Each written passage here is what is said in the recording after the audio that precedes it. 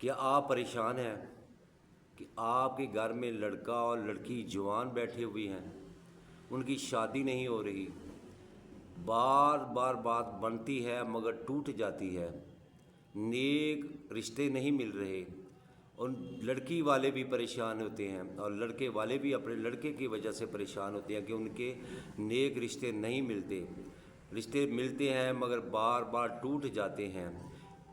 میں آپ کو آج ایک ایسا مجرب عمل بتانے جا رہا ہوں جو جمعے کے دن اللہ کے 3 عظیم ناموں کے ذریعے کیا جاتا ہے۔ یہ عمل صرف عمل نہیں، وظیفہ نہیں، بلکہ اللہ کی رحمت کو پکارنے کا مؤثر ذریعہ بھی ہے۔ اللہ کی رحمت کو پکارنے کا مؤثر ذریعہ بھی ہے۔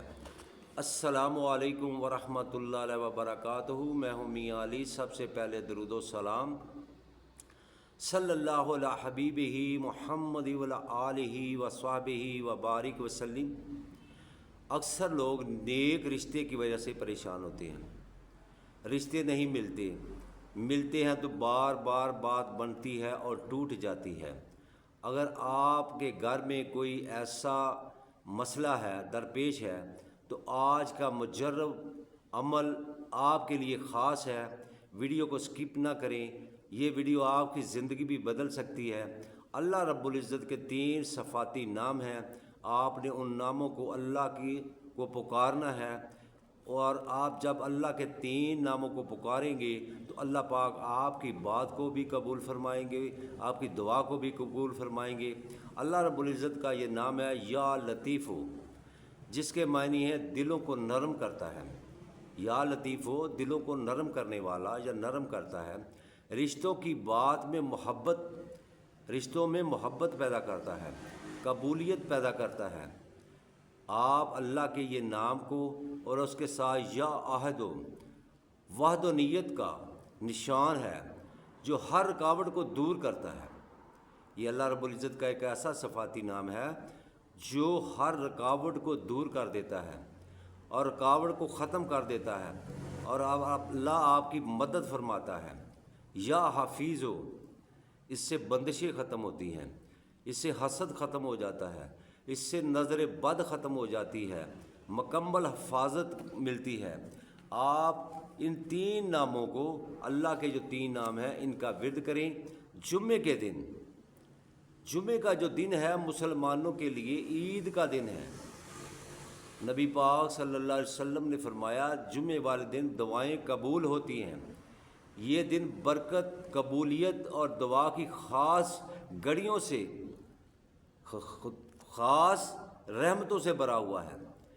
اس میں اگر دل سے کی گئی دعا، اگر دل سے انسان دعا کرتا ہے تو اللہ تعالیٰ اس کے خاص ناموں کے ذریعے اللہ کے خاص ناموں کے ذریعے اللہ سے دعا کرتا ہے تو اللہ پاک اس کی دعا کو قبول فرماتے ہیں، اور اللہ تعالیٰ اس کے ہر مسئلے کو حل کر دیتے ہیں۔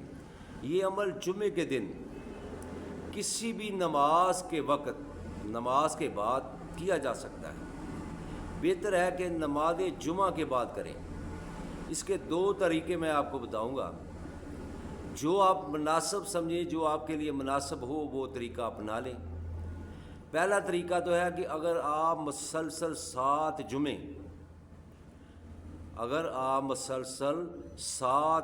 جمعے والے دن عمل آپ نے نماز جمعہ کے بعد، جب نماز جمعہ ادا کر لیں، اس کے بعد آپ نے تنہائی میں بیٹھ جانا ہے، صاف کپڑے پہنے ہوں، صاف جگہ ہو، اور نیت ہو کہ اللہ، میں جس نیک مقصد کے لیے یہ عمل کرنے لگا ہوں اس مقصد میں مجھے کامیابی عطا فرما۔